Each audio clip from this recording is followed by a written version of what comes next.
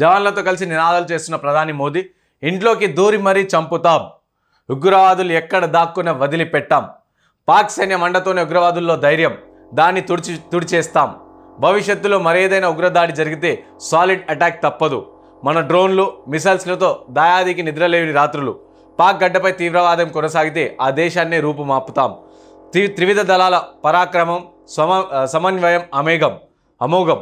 So Udhampur air బేస్లో ప్రధాని మోదీ ప్రసంగం. సో నిన్న ఉదయపూర్ ఎయిర్ బేస్కి మోదీ వెళ్ళి పర్యటించి అక్కడ చూసి అండ్ ఆర్మీ వాళ్ళందరూ కూడా ఒక్కసారి వాళ్ళందరూ కూడా బూస్టింగ్ చేసే ప్రయత్నం చేశారు.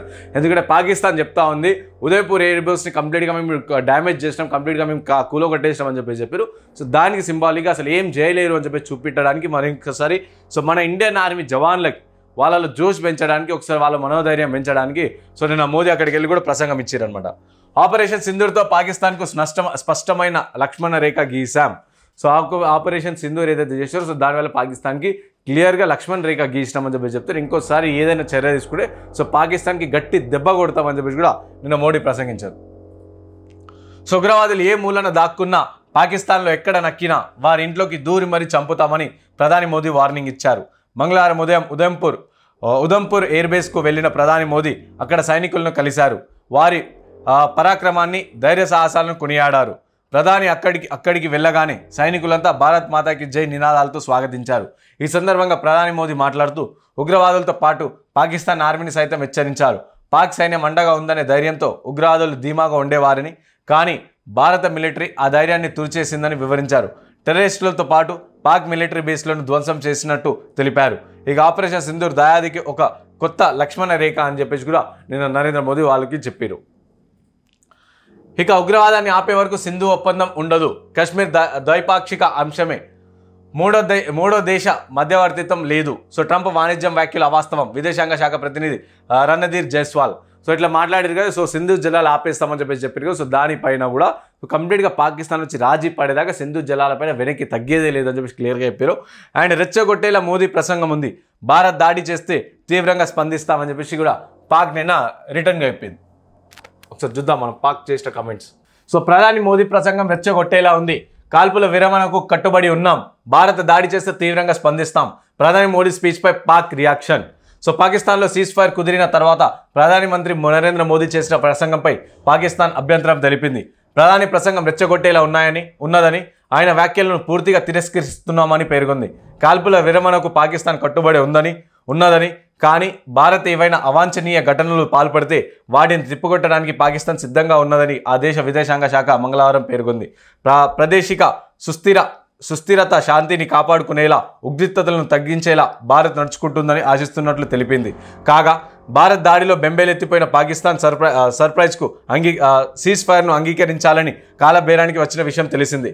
ఇక పాకిస్తాన్ ప్రతిపాదనను పరిగణలోకి తీసుకుని భారత్ ఒక అవకాశాన్ని ఇస్తే అదే రోజు నుంచి డ్రోన్లు పంపిస్తూ పలుమార్లు సీజ్ ఫైర్ ఉల్లంఘనలు చేసింది పాకిస్తాన్.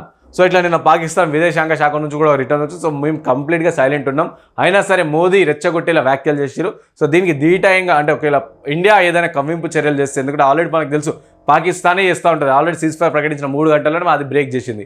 సో దీనిపైన కూడా మళ్ళీ స్పందిస్తూ ఒకవేళ ఇండియా ఇలాంటి పనులు ఏమైనా ఇండియా చేస్తే మాత్రం మేము రిటర్న్ గిఫ్ట్ ఇస్తాం, మేము రిటర్న్లో స్పందిస్తామని చెప్పేసి నిన్న పాకిస్తాన్ చెప్పుకుంటూ వచ్చింది.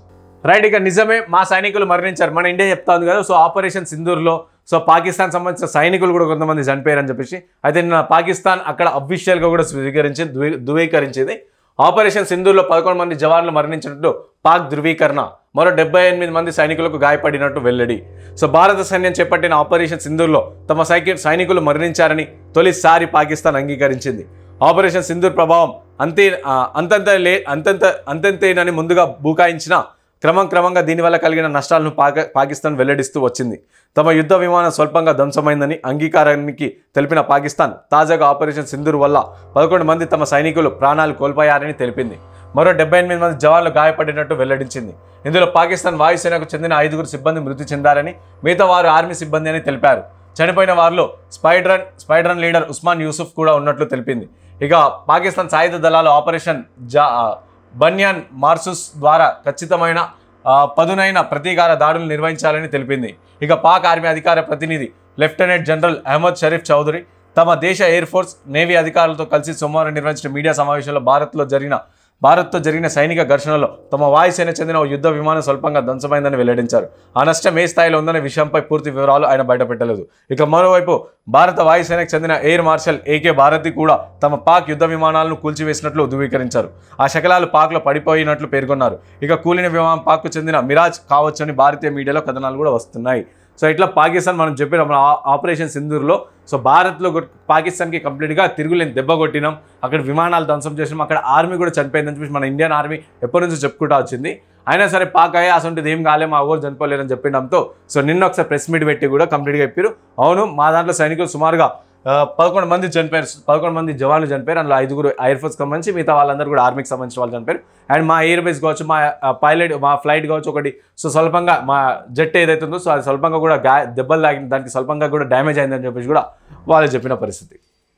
అయితే ఇందులో ప్రధానంగా నిన్న ఈ పాకిస్తాన్ ఇండియా మధ్యలో ఉన్న సీజ్ ఫైర్ పైన కూడా ప్రధానంగా ఏమి వినిపిస్తుందంటే ప్రధానంగా చాలా వరకు క్వశ్చన్స్ రేకెత్తుతున్నారు సోషల్ మీడియాలో కూడా.